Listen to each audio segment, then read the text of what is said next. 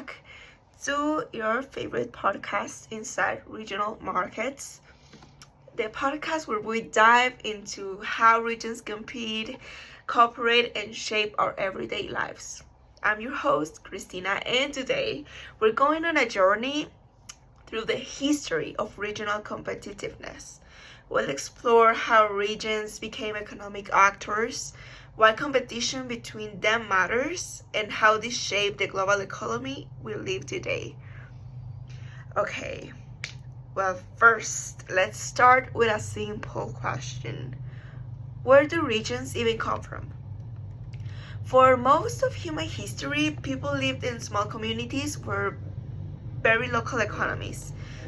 Hijo de tu puta madre! Well, hello and welcome to this second episode of your favorite podcast, Inside Regional Markets, the podcast where we dive into how regions compete, cooperate, and shape our everyday lives.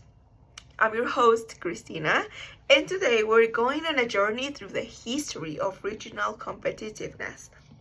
Of course, we'll explore how regions became economic actors, why competition between them matters, and how this shaped the global economy we live in today.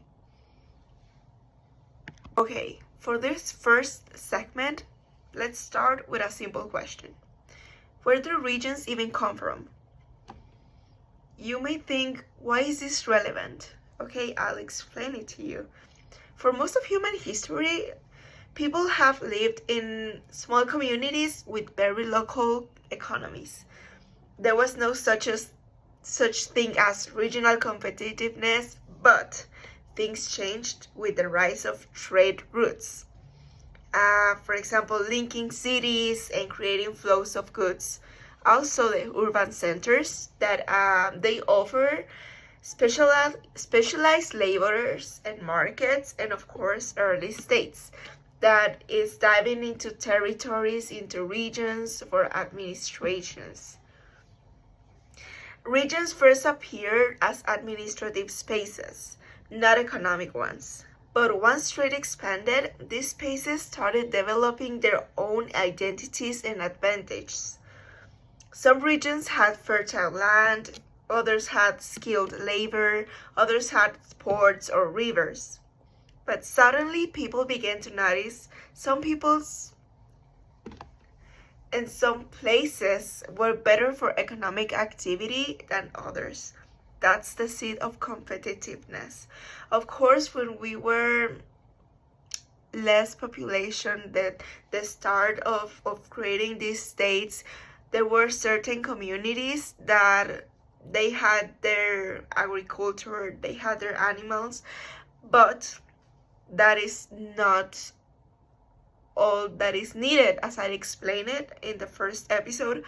Of course, certain resources are important and are necessary to start your own market, but in this occasion, you have to know when it's rentable and when it's really a good place to start a market, because as I explained, yeah, you may have the resources, but you have to make them last. You have to create more resources, you have to gain money to create. Of course, there are certain resources that cannot be restored or recreated, such as water or light from the sun. But for example, agriculture, that is one of the most important markets in the whole world, not just in Mexico or not where you live. But of course, it is a global issue that we keep this market going, and we have to keep a flow, because sometimes when the market is not rentable, the prices tend to be higher than normal. And we have seen this in our country, in our own city, in our community. When we go to the store, of course, there are certain products that are cheaper than others. But for example, the fruits or vegetables that they don't have a certain brand, you don't have another option than to buy it.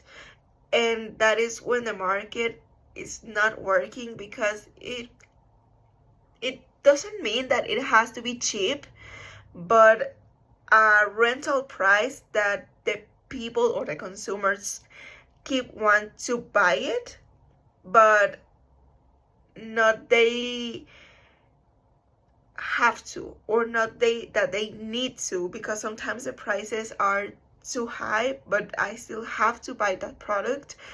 No, in this case it has to be a balance. It has to be, of course, rentable for the citizens and for the consumers, but it has to be rentable to the people who is selling it, because yes, having a market requires electricity, certain apart from the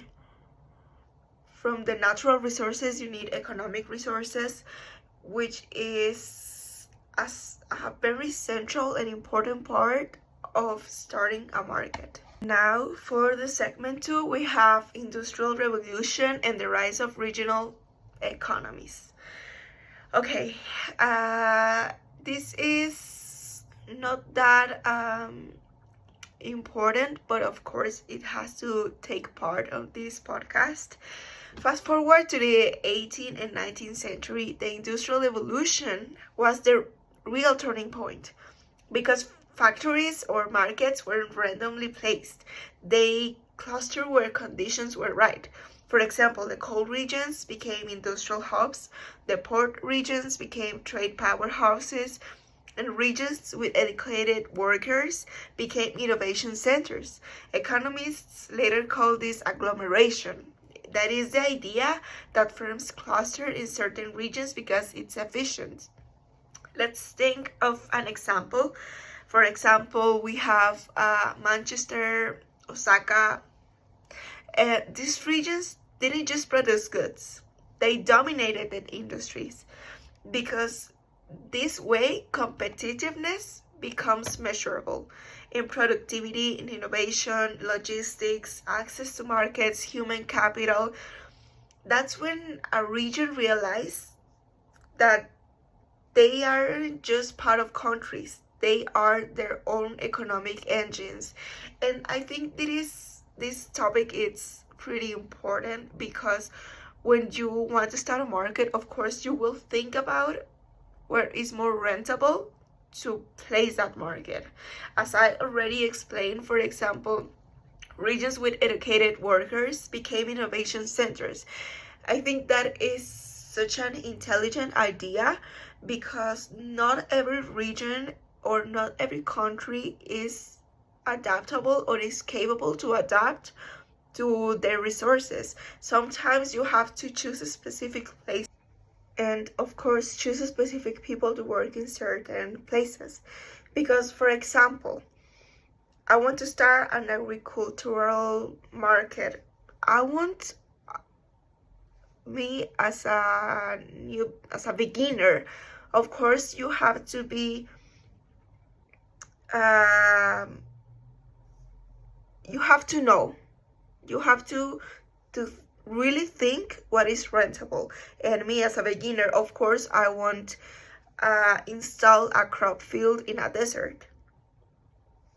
It's just what it fits to my needs, of course to the citizens' needs, but mostly to mine, to start off a new market. And if we think of states here in Mexico, there are certain states that are known for its crop fields, for its good fruit, for products that have quality, and the prices are not that higher because the investment it's not higher. But of course it's a matter of flow, the flow that the market has. It's a matter of the government, of course, the corporation, the capital you have to invest. But I think it's a very complex decision, and it has to be based on studies. It has to be based on research. You can just start a market where you want. You have to know where it's rentable and when you have the opportunity to grow. Now for this third segment, I'll talk about the global turn that the market had with this century, the 20th century integration.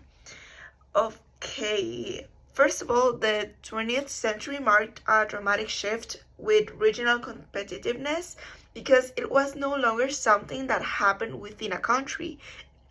It became something that existed between countries, across continents, and even across entire economic blocks. Of course, after World War II, the world entered a period of intense economic reconstruction and international cooperation. Trade barriers fell, technology spread rapidly, and global transportation improved. Suddenly, regions weren't just connected to their national capitals, they were connected to the entire world. For example, a region in northern Mexico wasn't just competing for investment with the rest of Mexico anymore. It was competing with states like Texas, California, and then it went bigger with China. And this integration changed everything because regions realized that they needed to adapt in order to survive globalization. At the same time, Asia rose as a manufacturing powerhouse. We know that Asia has all these resources and they have one of the biggest markets ever known right now, and it has been happening for several years now. From the 1970s onward, economies like South Korea, Taiwan, Singapore, and then China began transforming themselves into export-driven ground engines. The regions specialized in electronics, textiles, automobiles, steel, and eventually high-tech industries. The rise didn't only expand global value chains, it redefined them. This change redefined our economy, the way we worked, the way the market works. It was an impressive change, and all the markets had to adapt to their market because, to me personally, they are the biggest powerhouse in the world right now. Because instead of producing everything in one place, companies started splitting production between multiple regions and countries. A single product might be designed in California, have components made in Seoul, be assembled in, in Taiwan, and be shipped through Singapore. This meant that a region's competitiveness wasn't only about where it was produced. It was how well connected it is to the world. And of course, governments across the globe realized that if they wanted the regions to survive in this new global economy, they needed to invest strategically. Regional competitiveness couldn't be left to chance. It couldn't be left to let's see what happens, because that's not how the market works. And of course, it had a huge policy shift because regions needed better education, better transportation, research centers, foreign investment. They had to look for ways to keep the flow and to catch up with these new markets, these new powerhouses such as China. And of course, regional development became a race, but also an opportunity to grow. Some regions thrived, especially those that were able to keep up with this change and plug into these global markets or reinvent their economic base. But others, of course, struggled, especially those dependent on declining industry that couldn't compete internationally.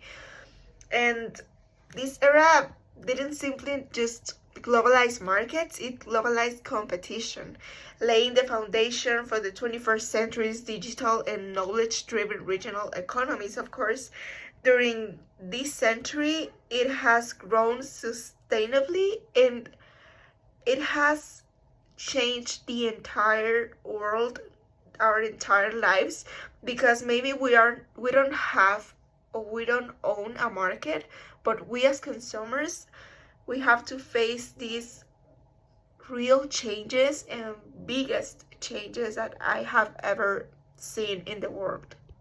Okay, and to wrap up this episode, now we understand the history of regional markets and how they have been expanding since it was created, since it had no name. But I hope I see you in the next episode, that it's going to be the third one. Thank you for listening.